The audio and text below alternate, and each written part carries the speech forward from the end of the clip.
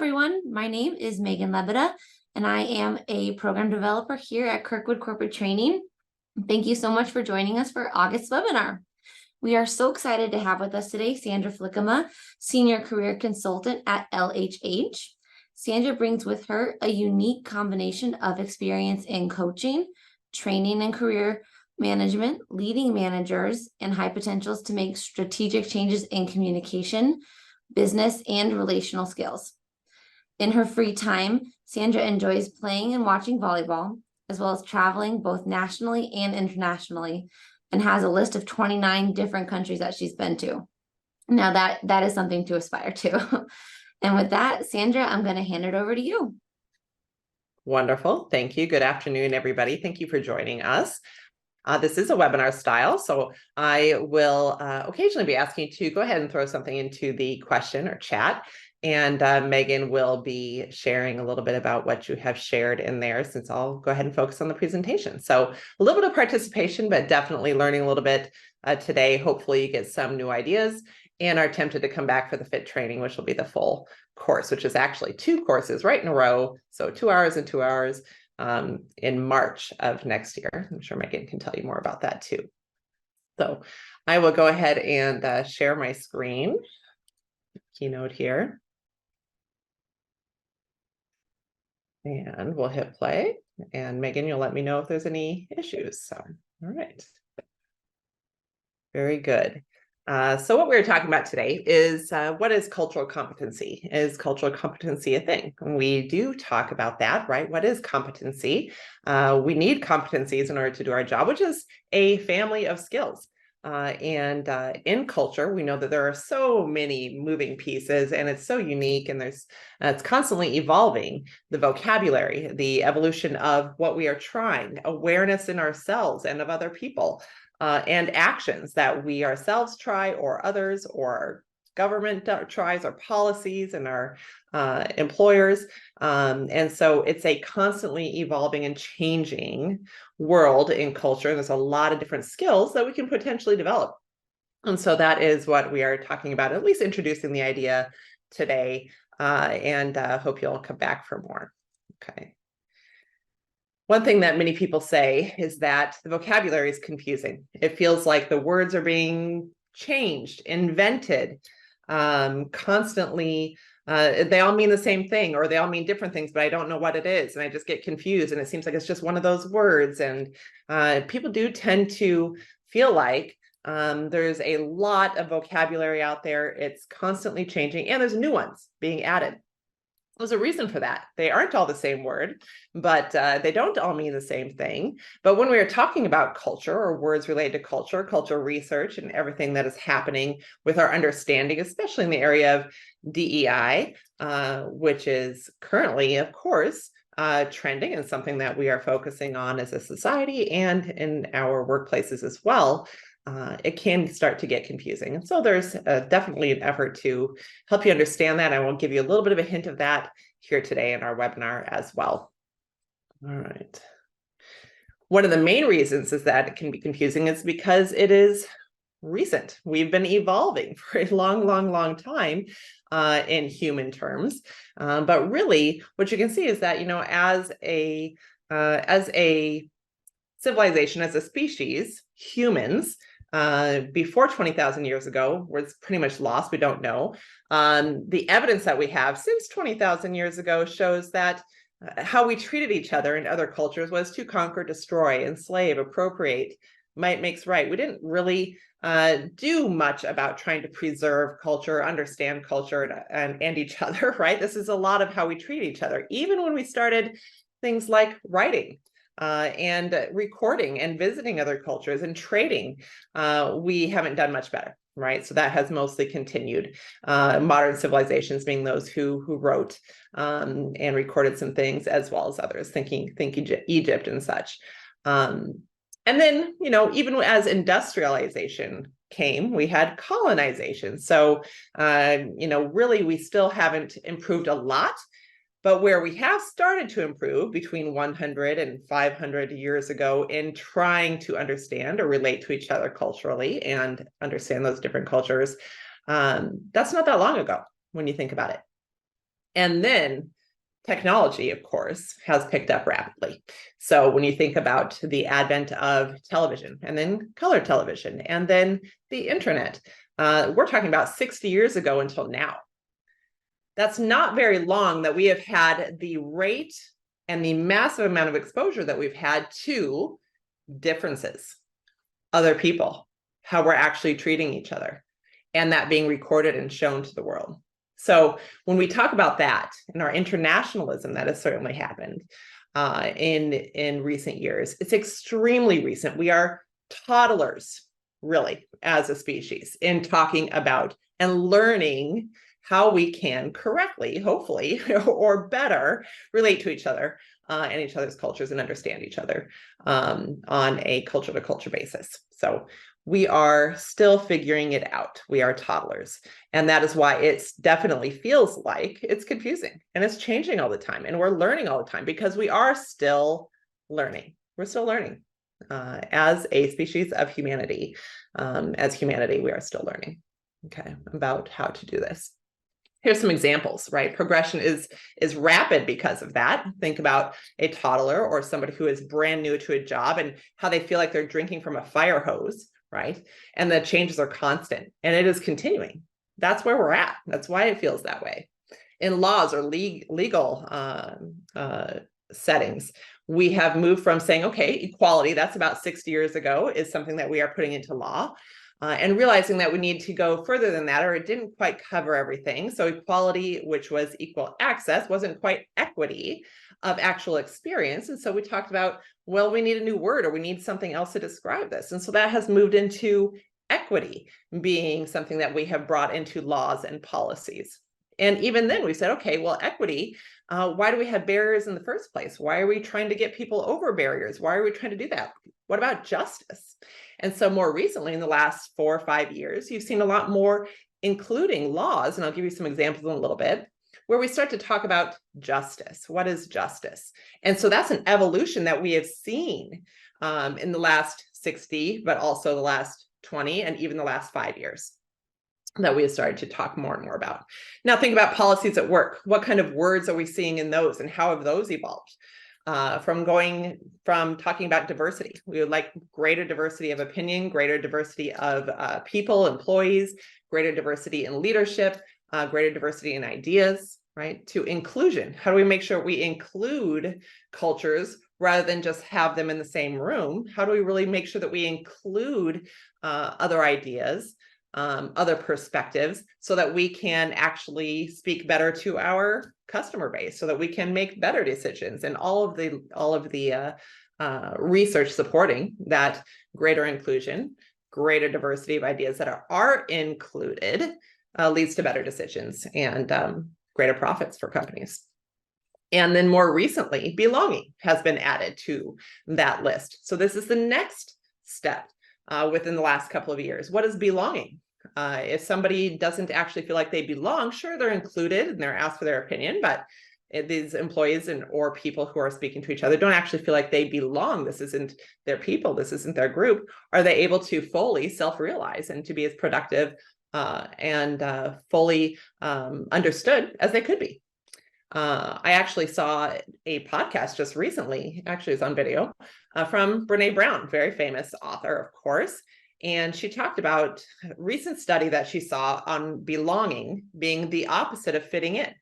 It used to be that we would say, well, let's just try to fit in. Let's everybody fit in. Fit in usually means changing the person, right? Suppressing culture, suppressing the uniqueness and difference of a person so that they can belong to the norms of the group. And that is really kind of what diversity and equality seem to cover, or only got to that point. And that's why there's been an evolution all the way to belonging, where who you are authentically is valued, is demanded, is the one that we want, right? Your ideas, able to make mistakes, all of those kinds of things that come with belonging, which is why there's been that evolution of talk in the workplace and policy as well. Okay. And then even in actions, we've seen some changes, right? From brutality and violation, criminal behavior, to discrimination, right? To words that said, okay, we can describe this better, what's happening with discrimination, to isms, and there's many of those, which we go into a little bit more during the class, to what does that feel like? What kind of behaviors? And we've had to create some vocabulary to help us become more aware and understand as a species, as a human race, as a culture ourselves of work and where we are, what that means. So we started to really define it and get more detailed about harassment, many kinds of harassment, hostility, micro and macro aggressions, etc.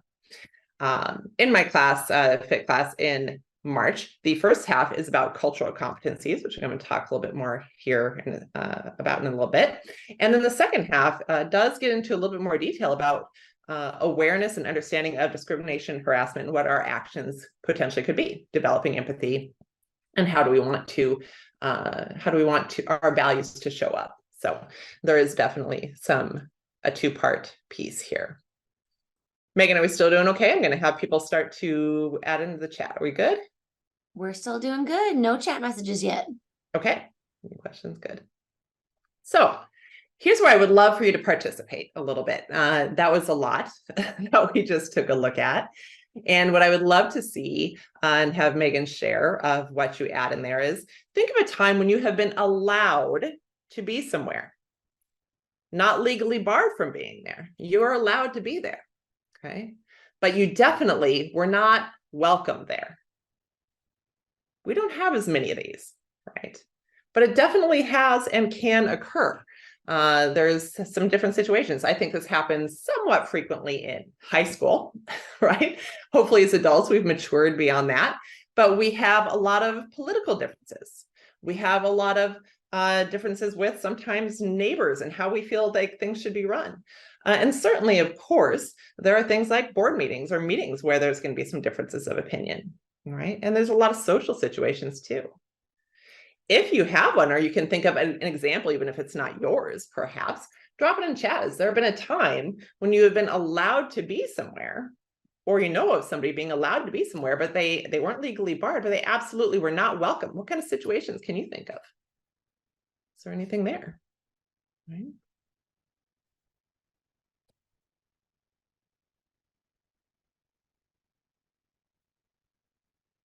And Megan, I'll just let me know if you see something there in chat. You're on mute still.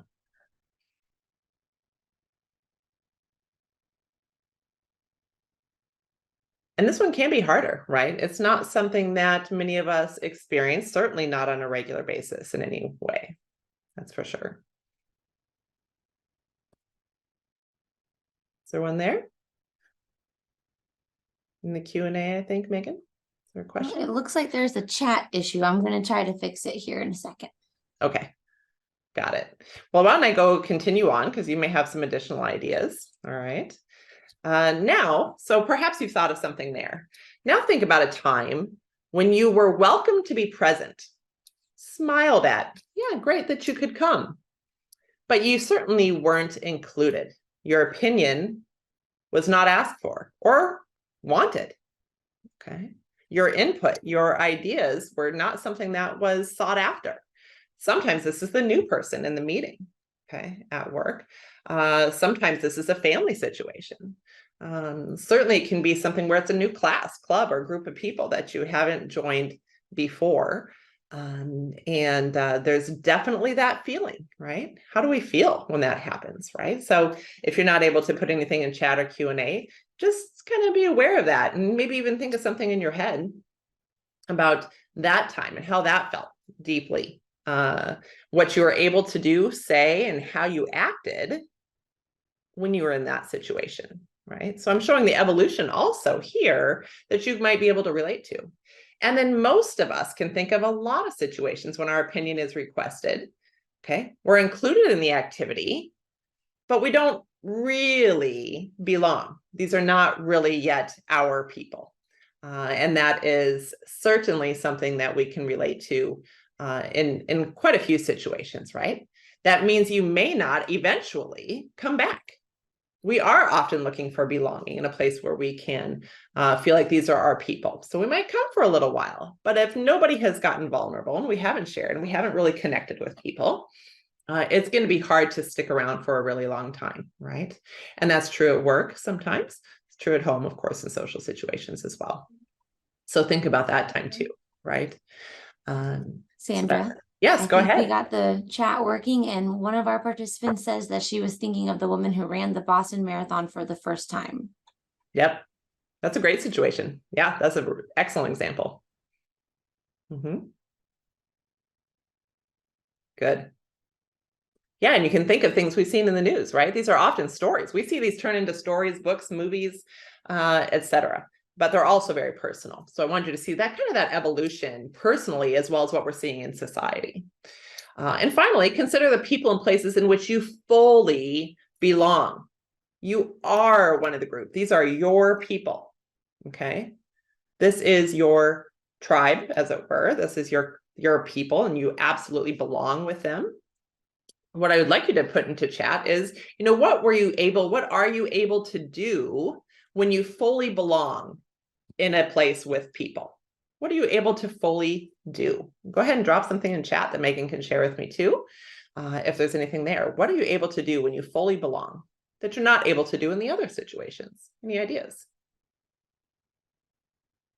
Another way to think of it too is, in what ways are you limited if you don't fully belong? What kind of thoughts do you have there? That can sometimes help us to think of in what ways we do. Any thoughts there?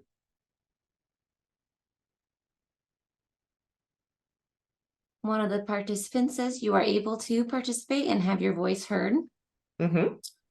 When you fully belong, you are more comfortable being yourself and true to yourself. Yep, absolutely. Yep, you can be vulnerable. One of the biggest changes that you'll notice, and perhaps this is something you can relate to as well, is that you're able to make a mistake. You're able to be silly, something that you really can't quite do until you belong and are fully accepted in a group, right? Without it being called out or being judged or being part of your character judgment. And that's something that we really notice when we feel like we belong. Anything else in there, Megan? Nope, that was all of them. Okay, so that's just to give you a little bit of a hint of how it feels to think about moving from inclusion to belonging, from being welcome to being fully included to fully belonging, and what kind of things we're able to do. If we put this into a work or an employment situation, we feel completely, like you said, authentic, able to be your true self, able to share, saying, hey, in my culture and in my experience, in my own growing up, that's not how it was, right? Where you might not say that if you're not feeling much closer to something that is a belonging. So how do we promote that, right? And this is a very personal class, but hopefully if you're in positions in your company that cause you to think of this, you can start to spot this. We can start to observe and see how somebody might be holding themselves back, suppressing opinions, especially if we feel like we belong, but not everybody does. Okay. And that's something we can start to spot when we discuss it and learn a little bit more about it. And then we go into talking a little bit more about culture being unique. It evolves, and this is personal. All of these things can be part of your culture and how you express your own experiences and your values and how you approach the lens through which you see life. One of these I'd like to focus in on that has changed and evolved a lot. It's right there at the bottom. That's technology, right? Building cultural competency can be compared to technology, very definitely, because there is a similar arc and a similar very rapid line. So if we were to focus in on technology, okay, how has your job changed due to technology in the last 10 years? Okay, my guess is you could, if you really sat down and thought about it, you could make a pretty good sized list about how your job has changed or career has changed due to technology within the last 10 years. How about since quarantine? Right? How many of us were experts and had subscription accounts to all the video conferences, or even knew what those businesses were much before quarantine? Sure, we did, but it had definitely changed since then, and our skills have as well. How about in the last doggone year, for goodness sake? How much has your job changed? I was telling Megan, I've in fact started using ChatGPT in some of my job to check it. And so that certainly wasn't something that I was doing 6 months ago, last year. And so things have changed rapidly and continue to change more rapidly, right? So that is changing very quickly. When you take a look at how technology has changed, one thing you'll notice, here we are in our fifth to sixth wave of technology, is that the time frames are getting shorter. It's becoming exponentially quicker. So guess what's going along in that same line? Culture, our understanding of culture, right? So here's something for you to think about. What do you do to keep up with technology that's changing this quickly? Maybe you can drop something in chat. What are some of the things that you do to keep up with technology that's changing that fast in order to stay relevant and skilled in your job? Anything there, Megan?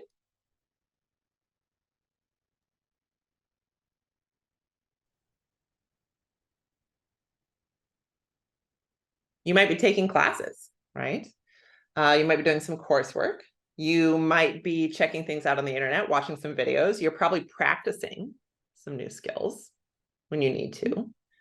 Go Some ahead. say they're going to jump in and try it, YouTube Yep. it. Yep. YouTube it, adopt, start sharing it with other people, trying it as a group, saying, hey, let's figure this out together. And then eventually what happens is there's new measures of productivity and performance that go along with that technology affecting your job. Now apply that entirely same concept to understanding culture, okay? And the people around us. What has become more complex? Our relationships, our interaction with customers and other colleagues that are international, come from different cultures, our third culture themselves, ourselves coming into a company that has a different ownership than maybe it used to. So there's a merger of cultures that are either literally bound to countries or for certain to different kinds of corporate cultures. It's just getting more complex because of the international flavor of business, right? And so that's happening with culture as well. So one of the main things that we talk about in this class is the model developed by Deloitte University Press, which talks about 6 signature traits that we can use to develop our cultural competency muscle: curiosity, cultural intelligence, as well as, oops, my screen is blocked. Just give me a second here. I just want to make sure I can see everything. Collaboration, commitment, courage, and cognizance, which is self-awareness. And so what we do in this class is we go through some examples of that and have you give some examples or come up with some ideas on how you might go ahead and go forward with developing some skills. These are 6 skills that we can do to develop our cultural competency as a whole. Was there some comments or thoughts in there, Megan? None right now. Okay, just wanted to double check on that one. Okay, great. So that's something that we will address in class as well. Okay. And then, like I said, in the second half of class, we will briefly talk about, okay, well, what does this mean? How do we show up?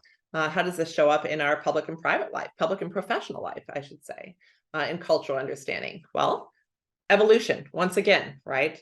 From in the 60s, 70s, and 80s, the Civil Rights Act, Fair Housing Act, and Community Reinvestment Act to combat segregation, discrimination, redlining, all kinds of issues that have been and had been happening even more severely, which had moved and then evolved into things to saying, okay, well, we need to improve diversity. We have to combat discrimination in other parts of life too. Things like affirmative action showed up. The NFL hiring rules is small, not small, but that is a policy that got a lot of press and people talked about it a lot. And so we kept trying things and saying, okay, does this go far enough? Does it work? Does it not work? And I'm not here to debate at all the history of it or whether it's good or bad. But what I want you to realize is that we're figuring this out together as a society. We're still trying to learn. And we have to try things in order to improve that are probably not going to be perfect, right? Now, of course, what you see is more things that are towards justice. Like I said, that's the next evolution. Why do we have barriers at all that we're constantly trying to make sure people can negotiate?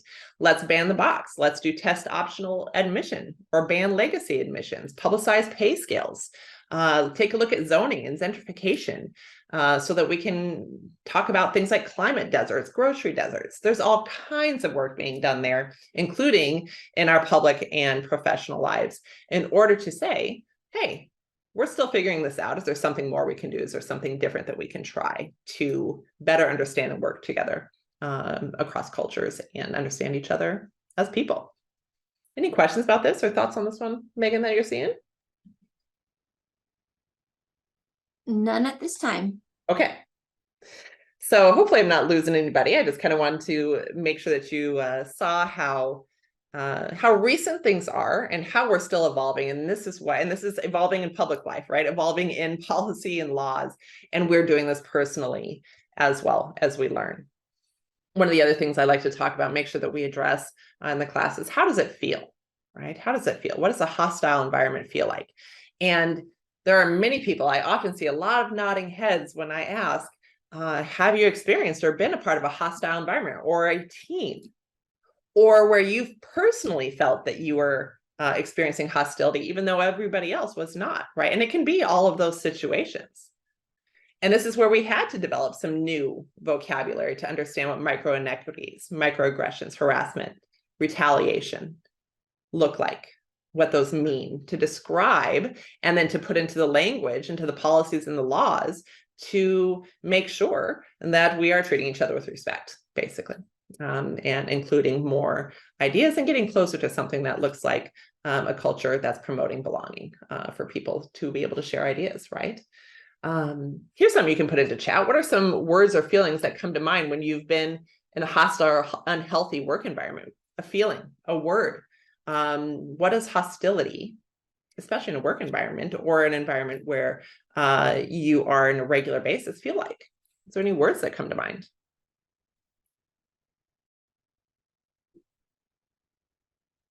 Negative. Negative. Right. Insecure. Insecure. Stressed all the time. Stressed, tense, holding yourself in, higher heart rate, unable to fully participate or share ideas. Go ahead. Silence and anxiety. Yeah. Pretty awful, right? It can be really rough. And obviously you're not able to fully participate or be as productive in those situations. Yeah. The last one is feels like walking on eggshells. It's an excellent way to put it. Yeah, thank you for sharing.